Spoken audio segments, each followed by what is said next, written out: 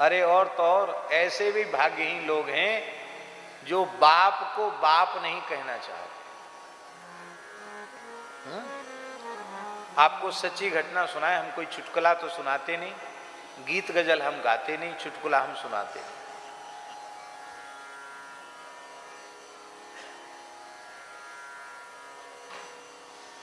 बिहार की घटना है। एक ब्राह्मण बड़े निर्धन थे, अकिंचन ब्राह्मण थे। उनके एक ही पुत्र हुआ और पत्नी की मृत्यु हो गई। तो ब्राह्मण ने पंडिताई करके ब्राह्मण वृत्ति से, या ऐसा समझो भिक्षा मांगकर अपने पुत्र को पढ़ाया कि हमने गरीबी का बहुत कष्ट भोगा, हम अपने बालक को इतना पढ़ाएंगे कि वो आईएएस बने। और उन्होंने पढ़ाया अपने बच्चे को, तो भगवान की कृपा, पूजा पाठ भी करते थे कि लड़का आईएएस बन जाए, आईएएस, वो कलेक्टर बन गया। अब कलेक्टर के रूप में जब उसकी नियुक्ति हो गई तो अब उस पिता को कितना हर्ष होगा जिसकी पत्नी तो बच्चे, बहुत छोटा बच्चा छोड़ के मर गई थी, और एक ही लड़का और कोई आगे पीछे ने वो कलेक्टर हो जाए तो उसको कितनी प्रसन्नता होगी, तो वाणी से व्यक्त करना बड़ा कठिन है। तो बड़ा प्रसन्न हुआ और पटना में उनकी नियुक्ति हुई कलेक्टर की। कहाँ? पटना में। वो बिहार में कहीं दूर रहते थे, वहाँ से बेचारे सतुआ और चिवड़ा और कुछ लेकर के, आधी धोती पहने आधी धोती ओढ़े, एक टाट के थैला में कुछ सामान लेकर के अब वो आए अपने पुत्र के पास। इतने गरीब थे कि उनको लौट के घर जाने का किराया भी नहीं था। और उस समय उनका जो लड़का कलेक्टर था वो अपने रैंक के जो अधिकारी हैं उनके बीच में बैठकर कुछ खाना पीना चल रहा था। तो पिता को देख तो लिया उसने, पर देखते हुए भी अनदेखी कर दिया कि सबके बीच में मुझे प्रणाम करना पड़ेगा, इनकी तो फटी धोती है, फटी हालत है, मूड मुड़ाए भये हैं, तो हमारी जो प्रेस्टीज है, हमारी जो क्या कहते हैं उसको, प्रतिष्ठा प्रभावित हो जाएगी, इसलिए ध्यान नहीं दिया। तो पंडित जी ने चौकीदार से कहा, दरबान से कहा कि अरे भाई हमको जाने दो। बोले साहब की आज्ञा नहीं है, वो कुछ जरूरी मीटिंग में है। अरे बोले साहब तुम्हारे लिए होंगे, मैं बाप हूं उनका, बेटा है मेरा, तुम्हारे लिए साहब है, मेरे लिए साहब थोड़ी है।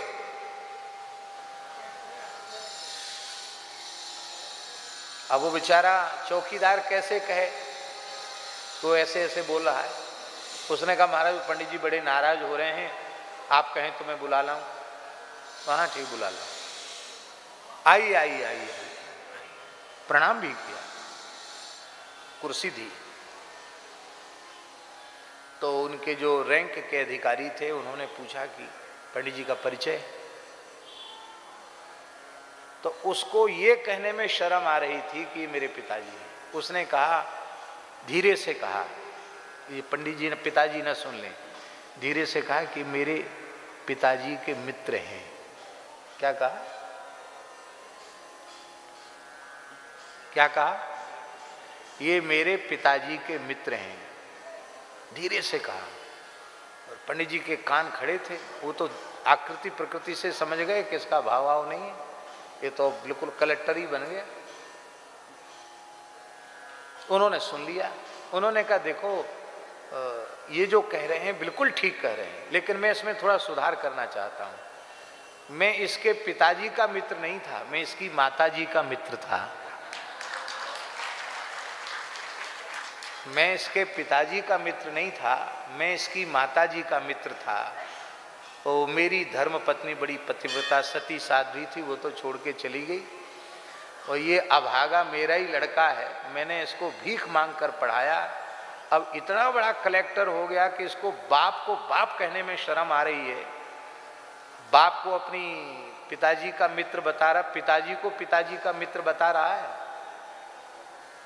तो बोले मैं पिता हूं, शाप तो तुम्हें दूंगा नहीं क्योंकि मैंने भीख मांग कर पढ़ाया है, लेकिन जिस मार्ग पर तुम चल रहे हो वो ठीक नहीं है, और मैंने अपना कर्तव्य पूर्ण किया,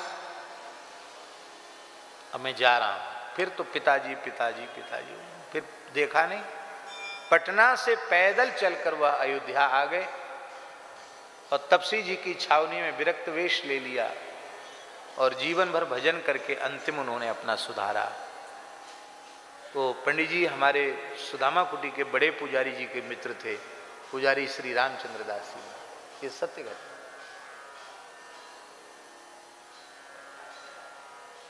जिस संसार में हम लोग मर रहे हैं ना, अपना अमूल्य जीवन खपा रहे हैं, उस संसार की ये हालत है।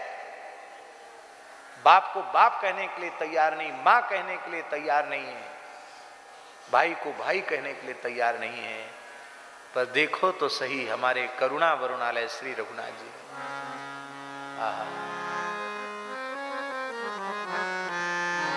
ये सब सखा सुनाऊं मुनि मेरे, ये सब सखा सुनाऊं मुनि मेरे, भय समर सागर गंभीरे, भय समर सागर कंबेरे।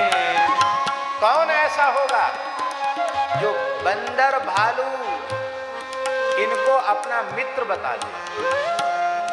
कौन ऐसा होगा जो गीध को भी अपना पिता कहकर रोवे उसके लिए और अपने हाथ से उनकी पिता के समान और दैहिक क्रिया करे और श्राद्ध तर्पण करे? ऐसा कौन होगा? ऐसा कौन होगा जो शबरी को भी मां कहकर अपनी अंक में भर ले, शबरी का आतिथ्य भी स्वीकार करे? आहा,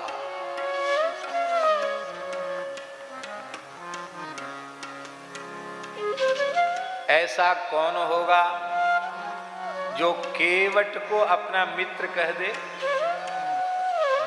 ऐसा कौन होगा जो निषाद राज को ऐसे हृदय से लगावे जैसे भरत जी को भेंटते हैं?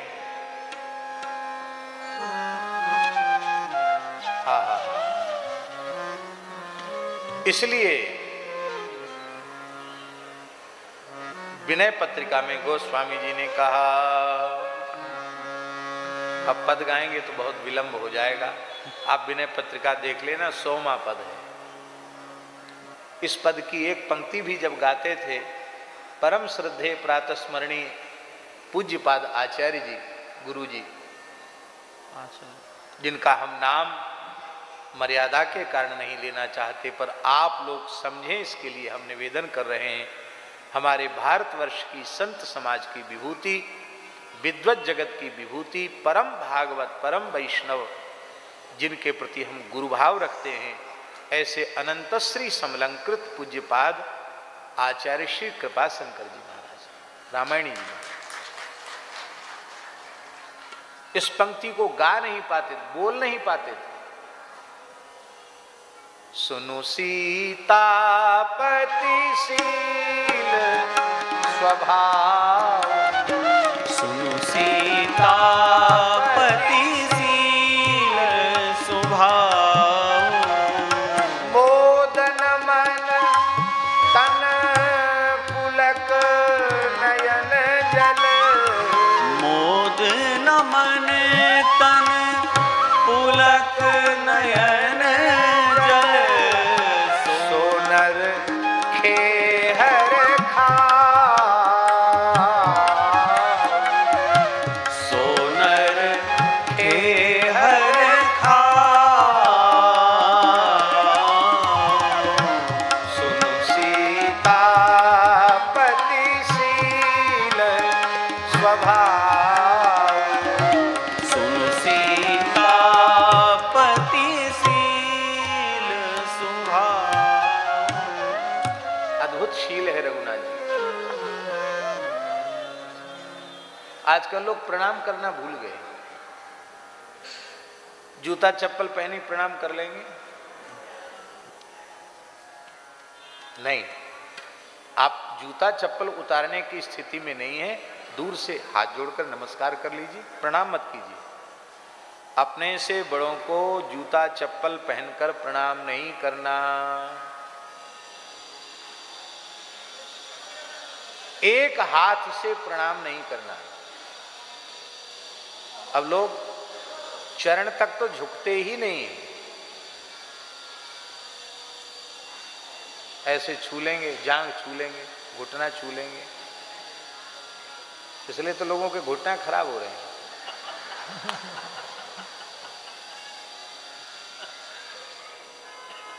प्रणाम करना भूल गए लोग। एक जगह तो हमने प्रणाम करने का विचित्र तरीका देखा, पेट को प्रणाम कर रहे हैं।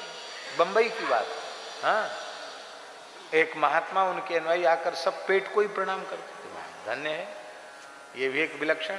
वो और ज्यादा नीचे नहीं झुक रहे थे, वो सब पेट को ही ऐसे पेट से लिपट जाते, पेट को ही प्रणाम करते। एक हस्त प्रणामंच हंति पुण्यम पुराकृतम। एक हाथ से प्रणाम मत करो। एक हाथ से किया गया प्रणाम पूर्व के किए हुए सारे पुण्यों को नष्ट कर देता है। यदि चरण स्पर्श करना हो तो दाहिने हाथ से दाहिना चरण, बाएं हाथ से बायां चरण। वैसा न कर सको तो भूमिष्ठ होकर मस्तक रखकर प्रणाम कर लो। मान लो किसी की ऐसी मर्यादा है जो स्पर्श नहीं कराते हैं, आप मस्तक भूमि पर रखकर प्रणाम कर लीजिए, पर एक हाथ से प्रणाम नहीं करना। हम प्रणम्य को भी प्रणाम करना भूल रहे हैं। जिन्हें हमें माता पिता, उनको प्रणाम करना चाहिए, उनको भी हम प्रणाम नहीं करते। राम जी प्रात काल उठ के रघुनाथा, मातु पिता गुरु नावही माथा। साष्टांग प्रणाम करते राम जी। हम नहीं करते माता पिता को रोज प्रणाम, हम नहीं करते गुरु जी को रोज प्रणाम।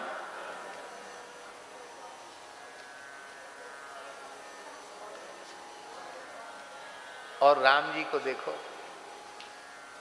राम जी वनवास की लीला में है और श्रृंगवेरपुर पधारे। निषाद राज गुह उनका स्वागत करते हैं, भूमिष्ठ होकर दंडवत प्रणाम करते हैं। राम जी आगे बढ़कर उनको उठाकर हृदय से लगाते हैं, कंधे पर हाथ रखकर खड़े हैं राम जी। पूछ रहे हैं मित्रवर, ये जो लोग खड़े हैं ये लोग कौन हैं? आपके परिवार के लोग हैं? हाँ भगवान, ये आपके सेवक का ही परिवार है, तो हम इनका परिचय जानना चाहते हैं। तो स्वाभाविक है कि सबसे बड़े का परिचय पहले दिया जाएगा। तो निषाद राज ने कहा, भगवान ये जो मातृ समुदाय में जो वृद्धा खड़ी हैं, ये मेरी जन्मदात्री माता है, ये मेरी मां है। इतना सुनते ही राम जी दौड़े और जिस भाव से अपना मस्तक कौशल्या जी के चरणों में रखकर प्रणाम करते हैं, उसी भाव से मित्र निषाद राज की माता के चरणों में अपना मस्तक रख करके राम जी ने कहा, मां अपने पुत्र का प्रणाम स्वीकार करें। आहा, नहीं कुल जाति बिचारी, ऐसे राम दीन उपकारी।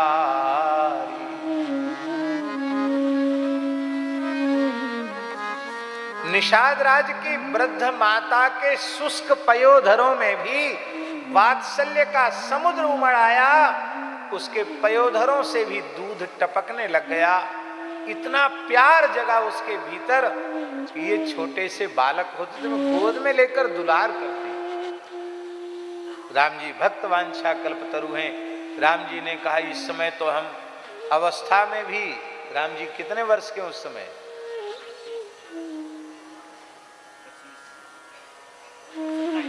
हाँ, राम जी 27 वर्ष की आयु थी वनवास की लीला में।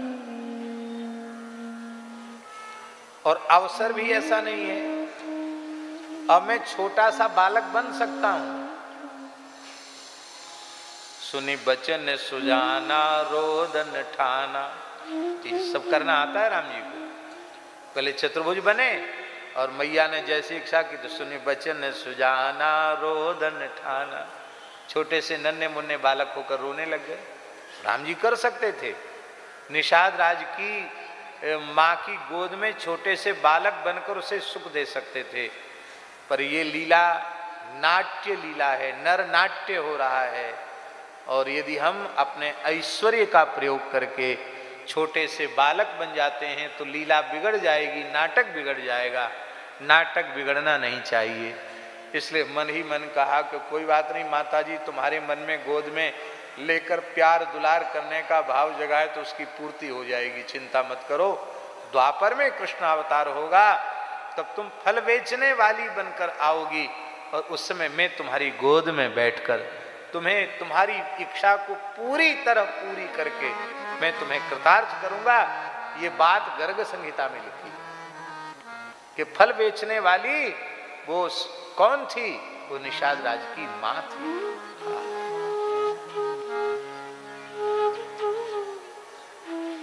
ऐसे श्री रघुनाथ जी, तो ऐसे श्री रघुनाथ जी रामानंद स्वयं राम प्रादुर्भूतो महीतले। बोले प्रभु अब तो आपको ही आना पड़ेगा, एक एक को भेज रहे हो, अब खुद आना पड़ेगा आपको। और ऐसे नहीं आना पड़ेगा, पूरे परिकर के सहित आना पड़ेगा। बक्सर वाले पूज्य श्री मामा जी एक बड़ा सुंदर पद गाते थे। कहवा विराजे रघुनाथ जी से, कहवा द्वादश भागवत हो।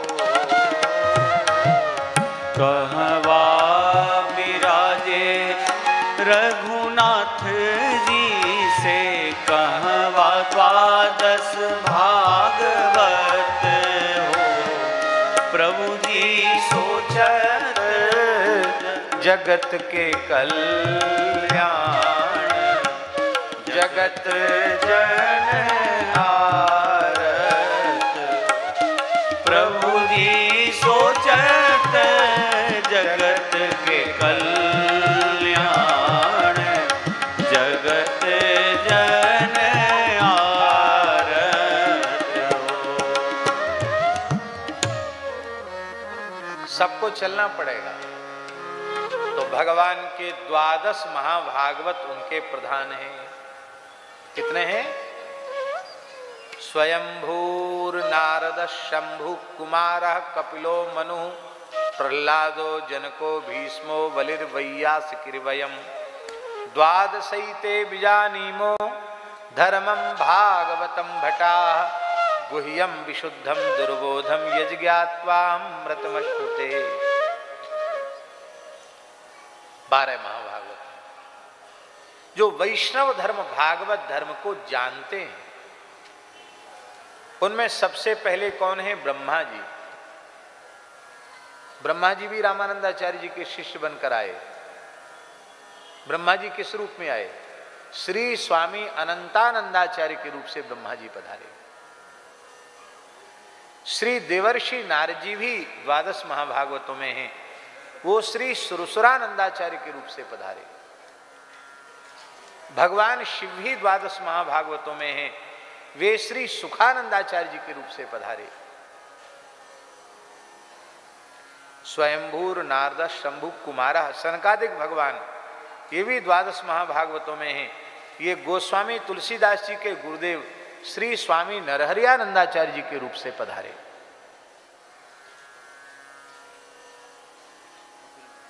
कपिल भगवान, ये श्री स्वामी योगानंदाचार्य जी के रूप से पधारे। मनु जी महाराज, वो महाभागवत परम भागवत श्री मनु जी, वो भक्त प्रवर श्री पीपा जी के रूप से पधारे। गागरोनगढ़ के नरेश, सूर्यवंश में क्षत्रिय कुल में उन्होंने जन्म लिया। पीपा जी महाराज का बड़ा अद्भुत चरित्र है। कुमारः कपलो मनु प्रहलाद जी महाभागवत हैं। प्रहलाद जी संत श्री कबीरदास जी के रूप से प्रकट हुए।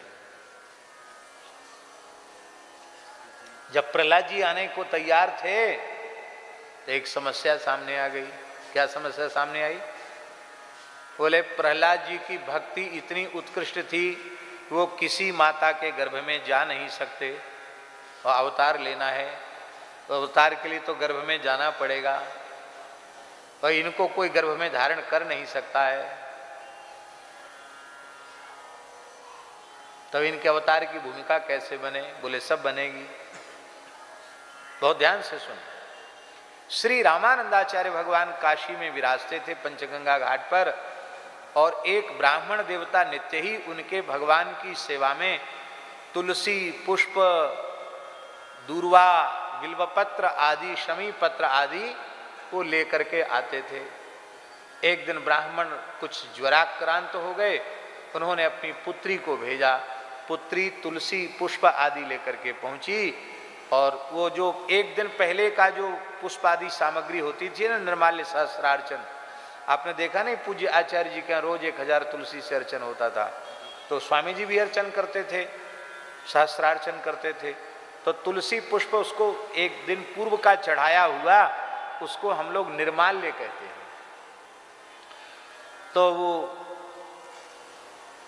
अमनिया पुष्प तुलसी तो ले लिया, और निर्माल्य उस ब्राह्मण की कन्या ने अपना आंचल पसार दिया, और उस आंचल में स्वामी श्री रामानंदाचार्य जी ने भगवान का प्रसादी तुलसी पुष्प आदि पधरा दिया। और वो बड़े भाव से मस्तक से लगा कर लेकर जैसे ही आगे बढ़ी, उसको लगा कि कुछ वजन बढ़ गया है। तो वो वजन क्या था? वो तुलसी पुष्प तो अंतर्धान हो गए, तुलसी पुष्प की जगह संत कबीर प्रकट हो गए।